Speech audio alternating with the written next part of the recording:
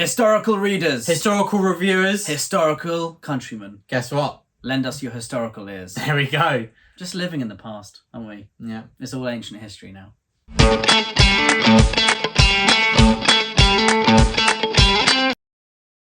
And a huge thank you to all of our Patreons. Thank you to the Pit Fighters, the First Swords, and all of the Bright Stars, Truth and Courage. Hello and welcome to the Brothers Gwyn. Today we're doing a bit of kind of our staple historical fiction. We're talking about some recommendations that we think all readers will enjoy. Of course, that is a superlative. Never are we going to find a book that everyone enjoys.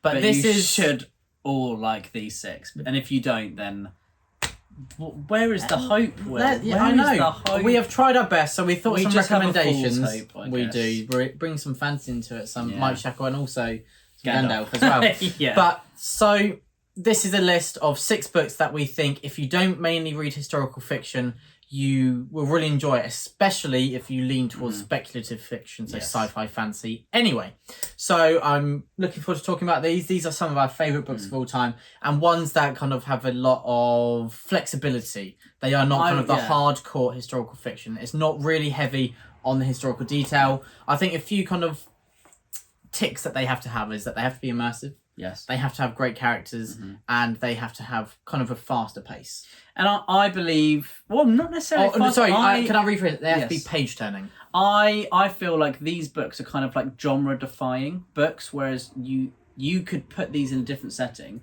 and you wouldn't necessarily scream historical fiction. You know, these books could apply to maybe other genres. But I think every good historical fiction book will make you want to be immersed and find out even more about that time period, this character, this historical event. And I think all of these books kind of capture that perfectly. And I would say some of these are really short, fast-paced books focused on maybe, like a trope like vengeance.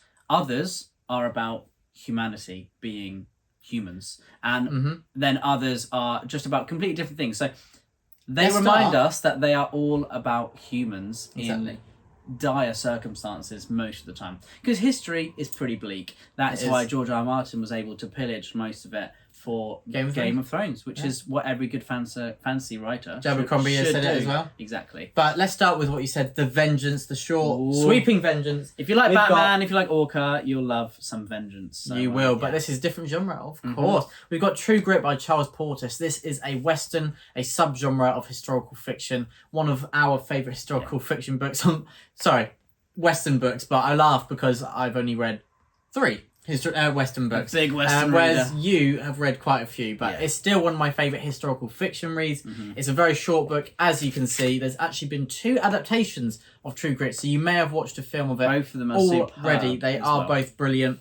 This is a short tale of vengeance. We've got Mattie Ross, who is a teenager. She is one of the best characters I've come across. Yeah. Somehow, her character is very intelligent and manages to dominate scenarios with her charisma, but she still feels like a child, even with this agency. She is just so creative. She is magnetic and electric and leaps off the page. She is such a vivid character who, if we did a character list, she'd be in my top 10 of all time. So her father has been killed and she's off in pursuit of the killer. And of course, she's a young girl who's, I think she's like 13 or 14. Yeah. She's going to need some help. So she tries to get some people of the law. Rustle up a couple of friends to help her. So, So it's a very small cast. It's very dialogue heavy. It really bounces back and forth. It's like, a ping pong ball on a string. It just goes back and forth. Forrest Gump when he's just playing against the board. Oh, it's yeah. like that. Okay. Basically. It's like that. Yeah. And so that's True Grit. It's very short. It's a Western. It's about vengeance. So if you read some fantasy, you'll be familiar with those themes. But it's got a lot of humanity as well. It's about that found family and what ties us together. And then what is important in life as well. Is justice really what you're looking for? And Conan would answer very differently to Mattie Ross. He would indeed. Yeah. He would answer very differently to a lot of the characters that we like, I think. But that's the first one on this list. Number 1 of Wonderful 6. choice. Down. And it's a book that we both love, but I managed to nab it for you start talking about it. At the point of a revolver. And now we'll talk about one that you stole off of me as well, Ed. Well, I actually introduced Will to this book. That is I true. made him shake hands with it. And this is Glorious Exploits by Ferdia Lennon. And this is actually the Waterstones debut of the year. Yeah. Now, For good I reason. saw this book, loved it because of the cover, but it's about 2 potters in, I think it's around like 412. And that's not our dog. BCE. No, two Potters in Syracuse in 412 BCE. And Syracuse has been at war with Athens. They have beaten Athens away. So the Athenian soldiers have been captured and they're being held in a quarry. These two Potters have just lost their jobs. They are in love with the Athenian playwright Euripides.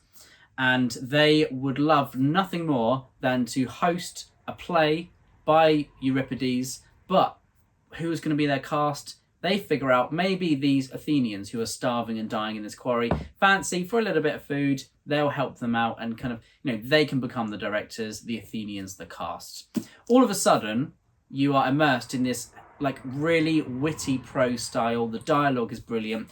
It's a completely daft premise, but we love to read, and we love being immersed in stories, and these characters are seeking like inspiration. They just want to do what they love, and there's something about that speaks to the modern reader. Mm-hmm. And it is written with a very contemporary style.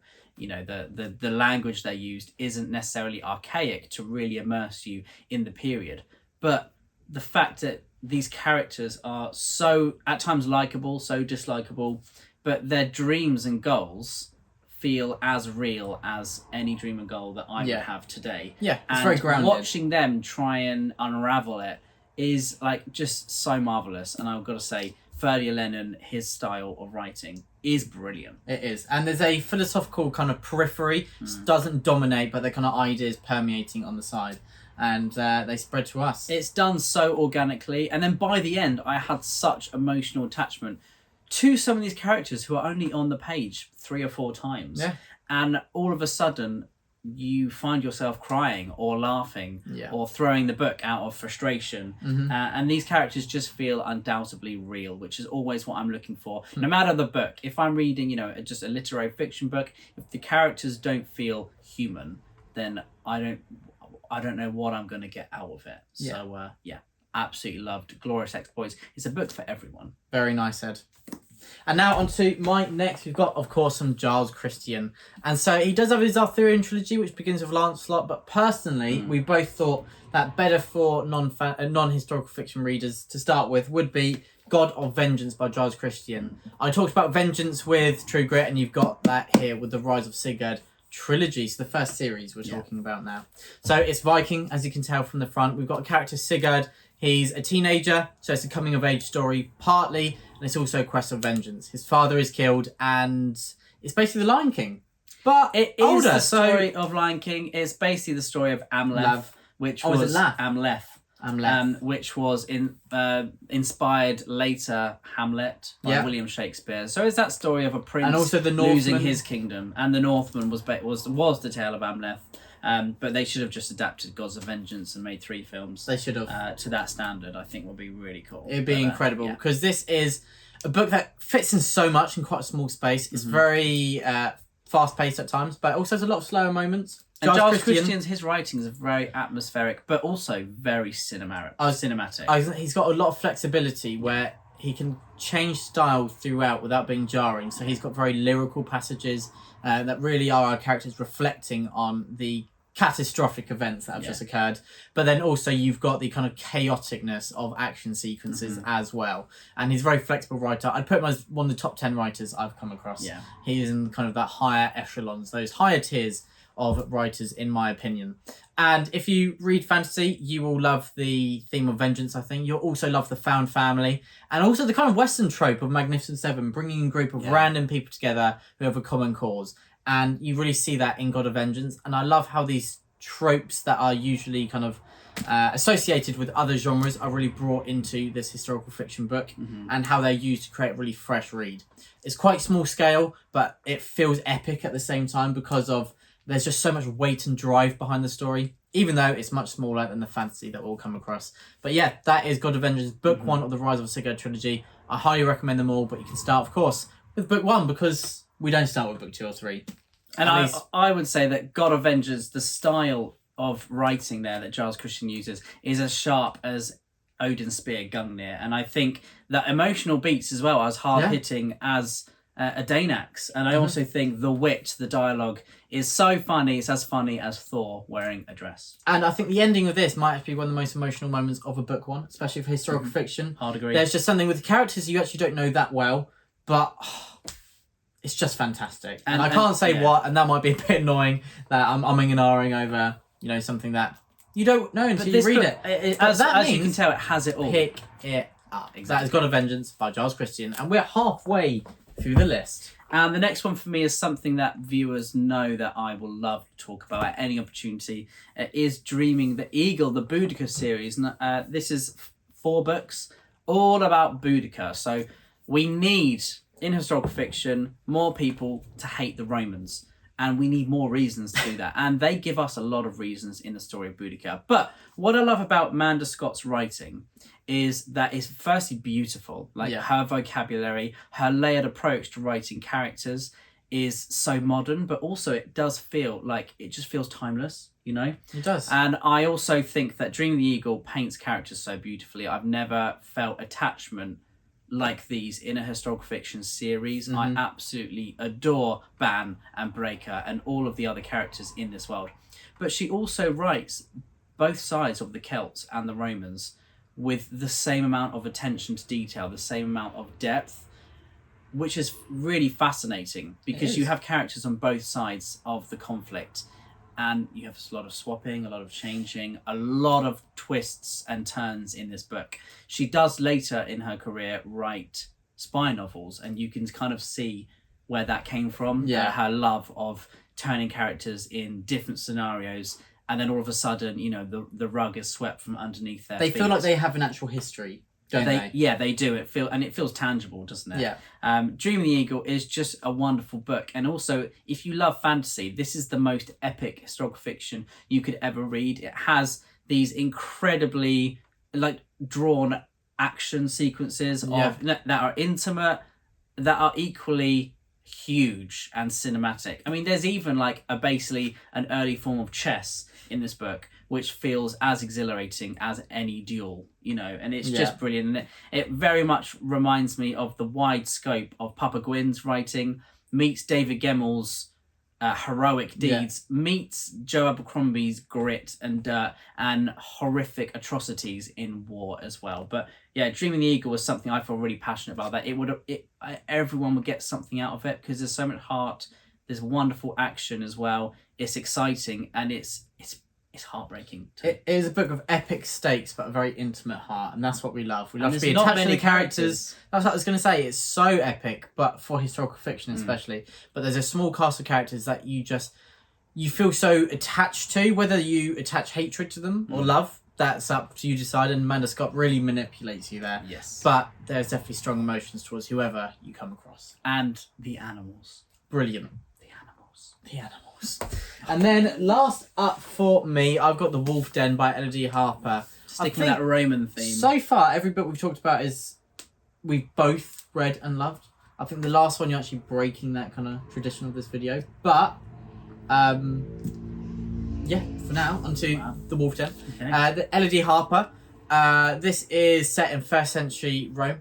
It is in Pompeii. And we follow a character, Amara, who has been sold as a slave. And it is just a very compelling series. There's not many swords in this. It's very different to quite a few that we've recommended in this video. And we love swords. It is more... So it's, for us to love a book without swords, it says a lot. It says a lot. It is a series that is about survival. It's about those human attachments. What makes you want to live when everything seems lost and everything just seems dark and bleak? It is those small slithers of hope and also what keeps us going in the moment. And mainly that is people, whether it's trying to help them or them helping you. It's about that kind of need humanity has to look after each other and to have those that you're rooting for as well.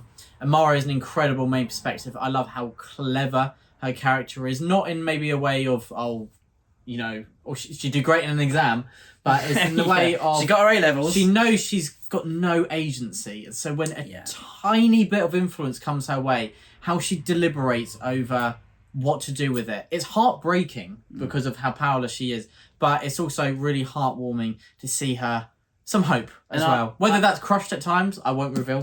But yeah, there's characters you love with the kind of sisterhood that is crafted in the Wolf Den, and there's ones you hate actually with Felix. Yes, yeah, you really hate them. But I think the main strength of the Wolf Den is how it pulls the reader in and the way it builds tension. And the tension, because these characters are utterly hopeless and anything they do, their life is hanging by a thread at the whim of someone who's either drunk or more powerful than them, someone with a dagger.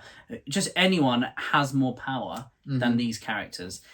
Knowing that the weight of just someone's word against one of them, it speaks volumes, and the reader cannot help but go through these just horrifying kind of scenes as well, along with the main character, and it's such a visceral experience. It really is. And so that is the Wolf Den, and the last one I'm talking about today. And now on to the last of the video, Ed. It is All the Pretty Horses by Cormac McCarthy. We have to have Cormac McCarthy in there.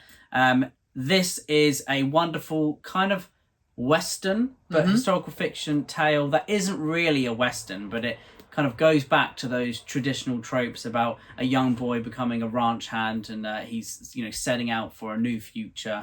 It is after the American West period has finished, so it's like early 20th century, sorry. And we follow John Grady Cole as he is trying to become a ranch hand in New Mexico and Mexico, and it's just wonderfully written. It's very different style to Cormac McCarthy's other books. So I think the book he wrote before this was Blood Meridian in 85. Really? And then this book came after this in like 91 or something. Okay. And this is the book that really blew him up. Is it really? It was explosive. Yeah, exactly. Teach me a lot, Ed. Yeah, and then this book won a prize. It might have been, was it the Pulitzer, or I can't remember, but it won an award. Pulitzer Prize that then kind of put him into the stratosphere of literary fiction. I did not know it won the Pulitzer Prize either. Yes. This is the beginning of a trilogy, and this book follows a different character to book 2, and then you follow both of them in book 3. But it's wonderfully written. The dialogue is amazing. Cormac McCarthy's staple, brilliant writing is just fantastic. It's so layered. His language is at times archaic, at times evocative, at times really modern to this period as well, and the dialogue is absolutely on point. It's such an exciting book, and it is sometimes at times a romance book, which sometimes people don't really know. Exactly, there's a lot that's going on within these relatively short page count. There's a lot going on, and it's really exciting. The main character, John Grady, is a really interesting perspective, which we haven't really seen much from Cormac McCarthy. This kind of coming of age character do, but it's a brilliant book, and I would just say anyone who's kind of interested in historical fiction should pick this up. It won the Pulitzer Prize for a reason. He has a philosophical approach to his writing. His study of humanity is something that I love reading, and I don't think I'll ever be bored in a Cormac McCarthy book. So yeah, very nice. And I said it broke from the tradition of this video because I've actually not read it yet. Yeah, it's very high on my TBR though. You should read it. So there we go. That is 6 books that we think that all readers could enjoy, especially if you're not naturally a historical fiction reader. But if you're a veteran of the genre as well, pick these up. We think that they're very flexible. As Ed said, they kind of transcend the genre really, in that they're genre defying. They're like gymnasts. They're very flexible. They can put their legs like back over their heads. Should we call the video the gymnasts of historical fiction? What is it called if you like a contortionist? Nice. Like you just put or if you're on like Britain's Got Talent. Oh, when you do the things that make me cringe. Yeah, exactly. But thank you for watching our video. Any other books that are historical fiction that you would recommend everyone read, please put in the comments below. But thank you so much for watching. Truth and Courage. The Brothers Gwyn. The Brothers Gwyn.